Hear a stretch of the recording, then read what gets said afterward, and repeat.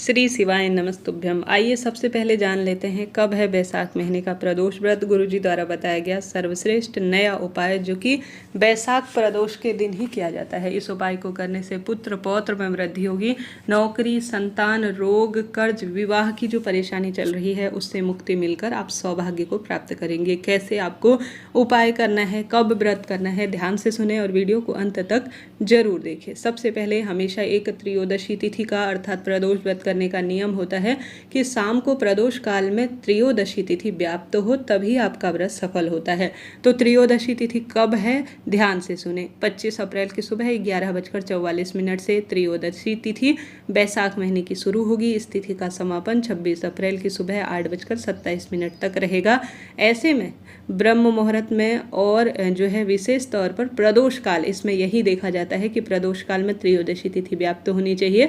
तो 25 अप्रैल दिन शुक्रवार के दिन त्रयोदशी तिथि हमें शाम को प्राप्त हो रही है। इस कारण से यह व्रत 25 अप्रैल को ही किया जाएगा। तो इसे शुक्र प्रदोष व्रत के नाम से जाना जाएगा। अगर आप व्रत उपवास करते हैं तो पंचांग में यही लिखा गया है 25 अप्रैल दिन शुक्रवार के दिन प्रदोष का व्रत करना श्रेष्ठ और शास्त्र सम्मत होगा। अब प्रदोष व्रत शुक्रवार को करना होगा तो इस दिन पूजा का शुभ मुहूर्त क्या रहेगा। प्रदोष काल को हमेशा सर्वोपरि रखा जाता है क्योंकि शाम को प्रदोष व्रत की पूजा जो है संध्या काल में की जाती है। इस समय दीपदान करना, महादेव की भक्ति करना आपके रोग दोष कष्ट पीड़ा से मुक्ति देता है और सौभाग्य में वृद्धि करता है। इस बार 25 को जो है बैसाख जो प्रदोष है उसका किया जाएगा और 26 को मासिक शिवरात्रि अर्थात बैसाख शिवरात्रि का पावन पवित्र दिन होगा। बिना व्रत के भी आप इन उपायों को कर सकते हैं। पूजा का जो शुभ मुहूर्त है 25 अप्रैल को शाम को 6:33 से 9:03 के आसपास प्रदोष काल का शुभ समय होगा। इस समय अगर आप कोई भी कार्य करते हैं तो सफल परिणाम देखे गए हैं। सबसे पहला जो उपाय है उसे सुनिएगा, इसके बाद अन्य उपाय भी आप सुनिएगा, लाभ मिलेगा। पहला उपाय जो बिल्कुल नया है और इसी महीने की प्रदोष को खास किया जाता है, यह विशेष उपाय आप चाहे तो प्रदोष काल में करें, चाहे तो सुबह करें, दिन में करें, जब भी इच्छा है। इस उपाय को कर लेने से आप जो चाहेंगे वह प्राप्त कर लेंगे क्योंकि महादेव का एक अंश आपके साथ रहेगा। आपके घर पर कोई भी दिव्य पुस्तक है तो उसमें आपको एक चीज उठाकर जरूर रख लेनी है। आपको पूजा की थाली में जल का लोटा रखना है और गौ माता का या जो भी गौवंश का घी है वह आपको रख लेना है।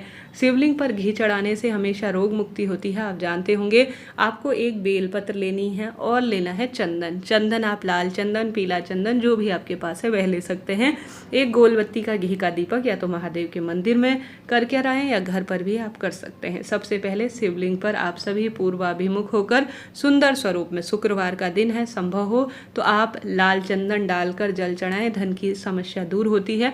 कमल गट्टा जो कि कमल का बीज माना जाता है, शुक्रवार की तिथि पर शिवलिंग पर अगर जल चढ़ाया जाए कमल गट्टा मिश्रित तो इससे धन संपदा में वृद्धि होती है, बच्चों के विवाह के काम बनते हैं, सांसारिक पीड़ाओं से मुक्ति मिलती है। तो कमल गट्टा मिश्रित या लाल चंदन मिश्रित जल शिवलिंग पर चढ़ाएं। उसके बाद एक गोलबत्ती का घी का दीपक लगाएं। फिर एक जो बेलपत्र आप ले गए हैं उसकी डंडी में अर्थात पूर्ण बेलपत्र लेनी है, उसकी डंडी में अच्छी तरह से आपको घी का आपको लेपन करना है। इसके बाद जो शिवलिंग पर चढ़ी हुई या नई आपने बेलपत्र ली है उसकी बीच वाली जहाँ पर 3 पत्तियां मिलती हैं वहाँ पर आपको लाल चंदन अच्छी तरह से लगा देना है। ठीक है, तीनों पत्तियों के बीच में लाल चंदन और डंडी पर घी का लेपन कर आपको शिवलिंग पर चढ़ा देना है।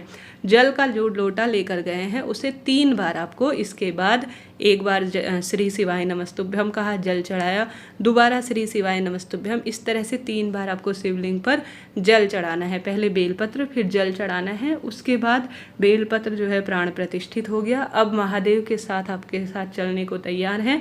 उस बेलपत्र को उठाकर आप अपने घर पर किसी दिव्य पुस्तक में या अपने पास अपने रोग का बहन करते हुए या मेरे काम बन जाए ऐसी प्रार्थना करते हुए मात्र 3 महीने भी अगर आप रख कर देख लेते हैं या कम समय पर भी रख कर देखते हैं तो आपके काम बनने शुरू हो जाएंगे। कोई भी काम ना हो उसके तहत आप यह उपाय कर सकते हैं।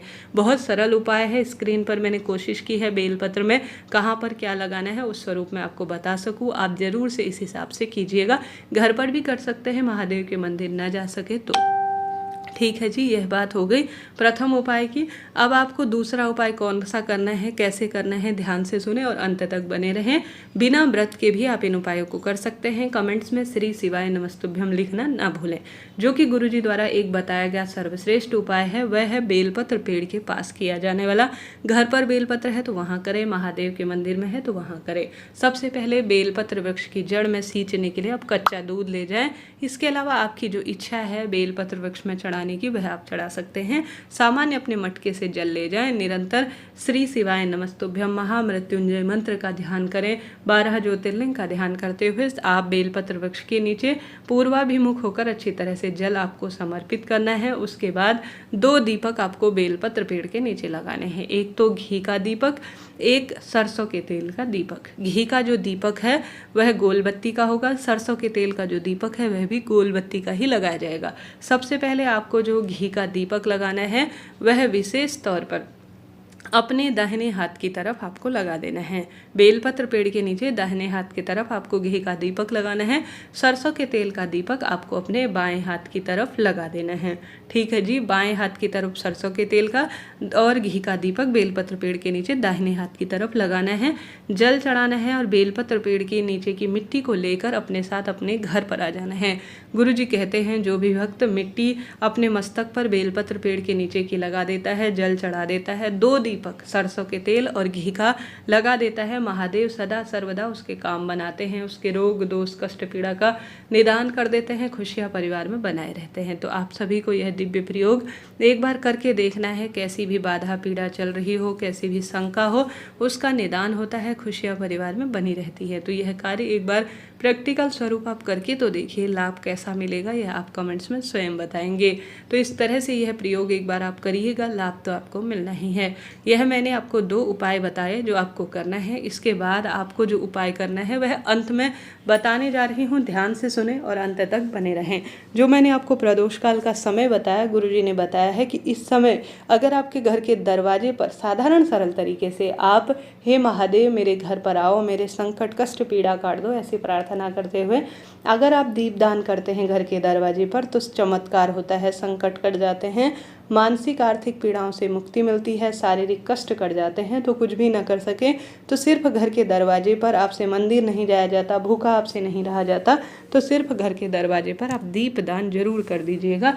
इससे बहुत सारा सुख मिलेगा, कष्ट मिटेंगे और शारीरिक पीड़ाओं से भी मुक्ति मिलेगी। इस तरह से यह प्रदोष व्रत से संबंधित जानकारी थी, मैंने आपको दी। 3 उपायों में से कोई एक उपाय भी कर लेंगे तो लाभ तो आपको मिलना ही है। वीडियो उचित उपयोगी रहती हैं तो लाइक करें, शेयर करें। साधारण सरल तरीके से बेलपत्र जो है शिव पर चढ़ाएं और साथ ही आप जो चावल होते हैं ना, कच्चे चावल होते हैं जिनको आप अक्षत रूप में जानते हैं परिपूर्ण रूप से, उन्हें भी शिवलिंग पर चढ़ा देते हैं तो भी इस दिन बहुत अधिक लाभ देखने को मिलता है। इस तरह से यह प्रदोष व्रत में किए जाने वाले उपाय हैं।